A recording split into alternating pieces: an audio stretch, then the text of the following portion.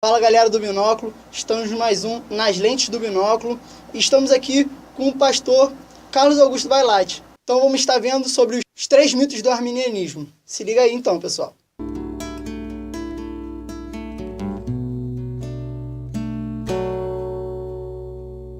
Bom, então vamos começar. Pastor, a respeito do arminianismo e os 3 mitos que cotidianamente nós observamos na igreja e nos ambientes teológicos. O que o senhor tem para nos passar? Ok, é uma boa pergunta, né, para todos aqueles que estão nos assistindo.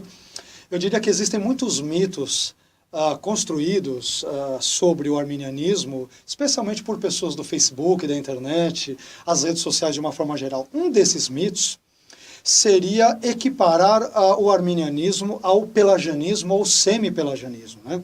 O pelagianismo, doutrina esta, o pensamento este, que vem de um monge bretão chamado Pelágio, que é contemporâneo de Agostinho e vive ali por volta do V século. Ele vai ensinar, por exemplo, que o pecado de Adão não afetou o homem. E o homem ele tem total livre-arbítrio, ele pode se aproximar de Deus sem que necessite de um auxílio da graça.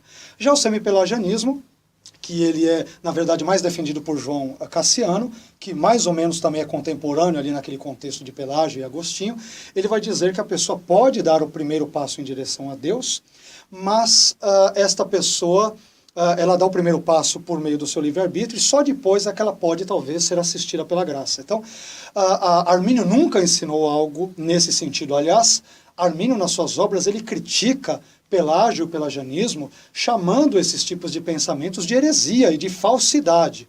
Então, uma pessoa que chama Armínio e, consequentemente, os arminianos clássicos ou wesleyanos de pelagianos ou semi-pelagianos, ela nunca leu Armínio e nunca leu obras de John Wesley ou dos verdadeiros arminianos clássicos e wesleyanos. Então, eu diria que esse é o primeiro mito, de uma forma geral, né? O arminianismo não tem nada a ver com pelagianismo e semi-pelagianismo. Um segundo mito que está atrelado a este é a ideia de que o arminianismo não é uma doutrina da graça, mas é uma doutrina antropocêntrica. Ela tem o homem no centro e não a graça. E eu, obviamente, convidaria essas pessoas a lerem Armínio e a verem que Armínio diz que ele atribui a graça ao início, à continuidade e à consumação de todo o bem. E Armínio dirá que até mesmo uma pessoa já regenerada, sem o auxílio da graça, ela não pode fazer nada. Então, eu diria, sem nenhum medo de errar, que Armínio esboça ou defende uma teologia absolutamente caricêntrica. Né? Caricêntrica vem de charis, palavra grega para graça. Então, a doutrina arminiana é uma doutrina absolutamente alicerçada na graça. Uma outra, talvez uma terceira e última, um terceiro e último mito que muitas vezes os anti-arminianos ou outros desinformados dizem, é dizer que é possível existir um híbrido de calvinismo e arminianismo chamado de calminianismo, vamos assim dizer. Então, o calvinismo e o arminianismo são sistemas teológicos absolutamente opostos, distintos. Então, o calvinismo ensina a graça irresistível, o arminianismo a graça irresistível. O calvinismo, ele fala sobre a expiação limitada, Jesus morreu apenas por um grupo de pessoas. No arminianismo, Jesus morre por todos.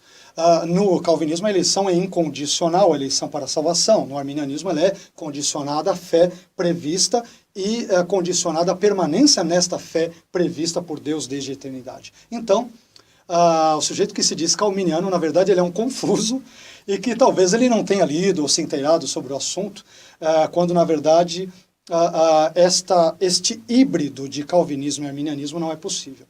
Poderemos colocar outros mitos, né? Ou tentar desbancar outros mitos, como a ideia de que o arminianismo nega a soberania divina, o que não é verdade. O arminianismo ensina sobre um Deus soberano, mas que não necessariamente por ser soberano deve determinar todas as coisas. Deus controla todas as coisas na concepção arminiana, sem determinar tudo. Ele deixa um espaço ainda que limitado para a liberdade humana agir. Porque se Deus for determinar todas as coisas, obviamente ele será inevitavelmente o autor do mal e do pecado.